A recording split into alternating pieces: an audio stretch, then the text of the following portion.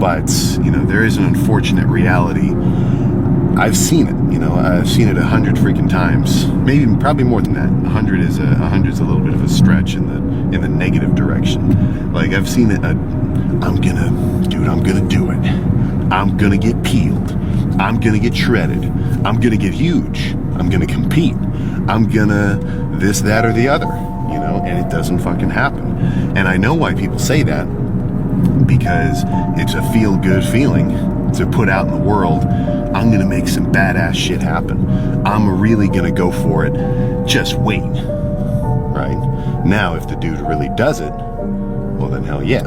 Right? But I think that's a little bit of, that's certainly the odd one out, the outlier of that situation. Because, this isn't totally accurate. You tell me if you agree with this. But as far as I'm concerned, with a lot of the stuff that I like doing, or that I really want to stick to and work at and get better at over time, I almost don't want to talk about it until it's time to present. I feel like I want to be like an estranged.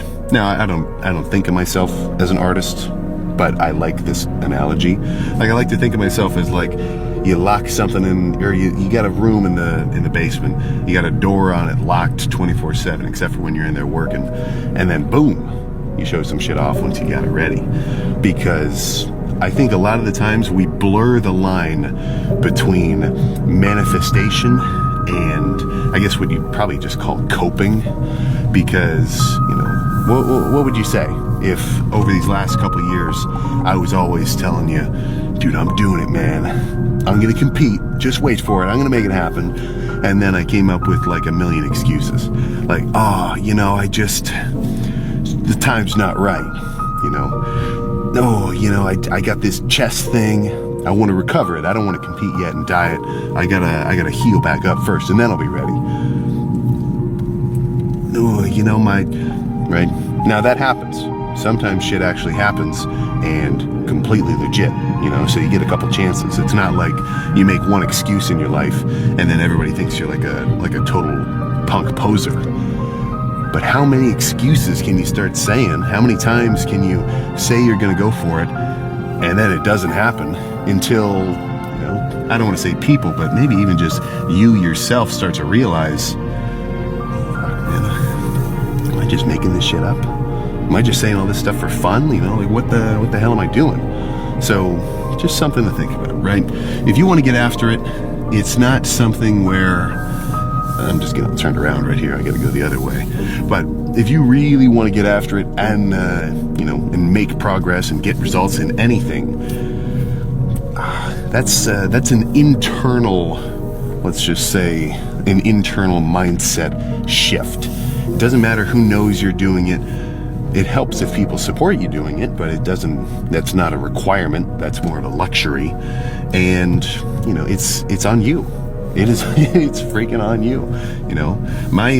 I'm a little bit spoiled because when I started working out, I had zero interest in posting anything at all. So my early stages of the gym was just me working out for me because I wanted to. That was the end of it. That was the only reason. It's still I think it's still probably the main reason. Obviously, now I post everything and I get different different feedback and whatnot. But I started with, I don't care who sees me doing this, I'm doing it for fun, for me. And I think having that headspace early on makes it so much easier to stick to whatever your freaking goals are. Because it's like, it's like the saying where if you love your job, you'll never feel like you're working.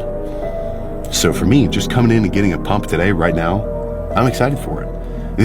I'm not even thinking like, okay, I'm gonna widen my lats 1 inch over the next 2 years. Like, I'm not thinking that far ahead when I'm coming in and hitting these workouts. I'm thinking, man, let's get a pump. Because that feeling of just throwing weight around, getting after it, whatever kind of psychological, neural, just whatever from that physical effort, that gets me hyped. So really, I'm just in a positive feedback loop. Enjoy the lift, reap the benefits, and enjoy the benefits from the lift, and then just freaking repeat the cycle, So I guess this is kind of cheesy when I hear this, but it's definitely right. The idea of just loving the process Because if you kind of rewire your mind in some kind of way, I can't tell you exactly how to do it. Go back and watch some Machiavelli motivation, all sorts of just old school bodybuilders or new school dudes like workout motivation edits that just get you amped.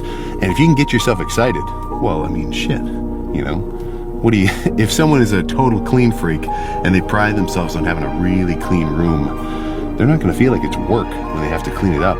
They want to do it because they know what lies at the end of it. And I'm sure maybe that clean freak dude just gets a little bit of a dopamine release just from the action of the cleaning, right? So something to keep in mind. But either way, let's jump into this goals and tear it up. I want to the answer's been in front of us all along, slow and steady. Now, not necessarily all the time, especially if you're hitting a freaking nasty set. But in terms of looking at it in a long game sense, I think that's the way to go about it. And it's kind of always been like that, Nobody's coming into the gym thinking, okay, I want to be dream end goal build in 3 months. There's a reason why every coaching program, or at least every sleazy coaching program, is always hyping up like 1 month transformation, 2 month transformation, because that's what people want. I want $1 zillion right now in a freaking, random like find on the ground lottery ticket. That would be awesome. But a little bit of a pipe dream, that's where, what do you think? What do you think is the most legit time frame of a transformation? I think if somebody's selling a 6-month transformation, that's very doable. I think a year transformation, that's legit. But who wants to lock in for a year? Who wants to really make that shit happen? A lot of the times when I'm in the car talking like this, I feel like I'm kind of, I don't know. You tell me if you think this is right. But I feel like I'm trying to give basic kind of hype to everybody. I'm not trying to dog on anybody specifically, because that's just not cool.